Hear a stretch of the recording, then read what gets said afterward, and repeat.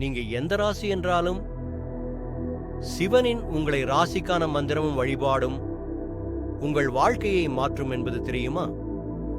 மேஷ ராசிக்காரர்களே, ஓம் நம சிவா என்று சொல்லி சிவப்பு பூ சமர்ப்பித்து பால் அபிஷேகம் செய்தீங்கன்னா வேலை அதிர்ஷ்டமும் தைரியமும் பல மடங்கு அதிகரிக்கும்.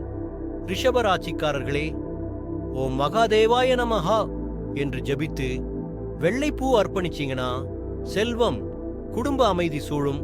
மிதுன ராசிக்காரர்களே, ஓம் தட்சிணாமூர்த்தையே நமஹா அப்படின்னு சொல்லி விபூதி அர்ச்சனை பண்ணீங்கன்னா கல்வி அதிர்ஷ்டம் பேசும் திறன் புத்திசாலித்தனம் பெருகும்.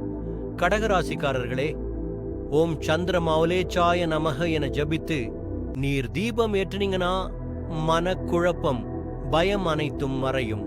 சிம்ம ராசிக்காரர்களே, ஓம் ருத்ராய நமஹன்னு சொல்லி சிவனை மணி ஒலியுடன் தரிசிச்சீங்கன்னா மதிப்பு தலைவர் தன்மை உயரும். கன்னிராசிக்காரர்களே, ஓம் சர்வேஸ்வராய நமஹ என்று ஜபித்து துளசி அர்ப்பணிச்சீங்கன்னா உடல் நலம் தடை நீக்கம் கிடைக்கும். துலாம் ராசிக்காரர்களே, ஓம் சாந்தானாய நமஹ என்று சொல்லி சங்கு நீர் அபிஷேகம் செய்தீங்கன்னா குடும்ப உறவுகள் அமைதியாகும். விருச்சிக ராசிக்காரர்களே, ஓம் காளகண்டாய நமஹ என்று ஜெபித்து கருப்பேள் தீபம் ஏற்றினீங்கன்னா எதிரி தடை கணக்கில் இல்லாத பிரச்சனைகள் மறையும்.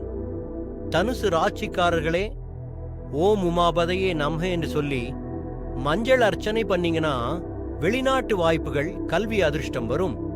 மகர ராசிக்காரர்களே, ஓம் திரிலோகநாதாய நமஹ என்று ஜபித்து உப்பு இல்லாத தீபம் ஏற்றினீங்கன்னா கடன் பிரச்சனைகள் விரைவில் சரியாகும். கும்பராசிக்காரங்களே, ஓம் பஞ்சானனாய நமஹ என்று சொல்லி நீர் அபிஷேகம் செய்தீங்கன்னா கிரகதோஷம் சரியாகி ஆரோக்கியம் வரும். மீன ராசிக்காரர்களே, ஓம் சோமேசாய நமஹ என்று ஜபித்து பால் தேன் அபிஷேகம் செய்தீங்கன்னா திருமண யோகம் செயல்பட்டு மனநிறைவு வரும். எதிராசி என்றாலும் சிறிது நேரம் சிவனை நினைச்சாலே வாழ்க்கை ஒளி வீசும். ஓம் நம சிவாய. இது போன்ற ஆன்மீக தகவல்களுக்கு மறக்காம சப்ஸ்கிரைப் செய்துவிட்டு உங்கள் ஆன்மீக நண்பர்களுக்கு பகிரவும்.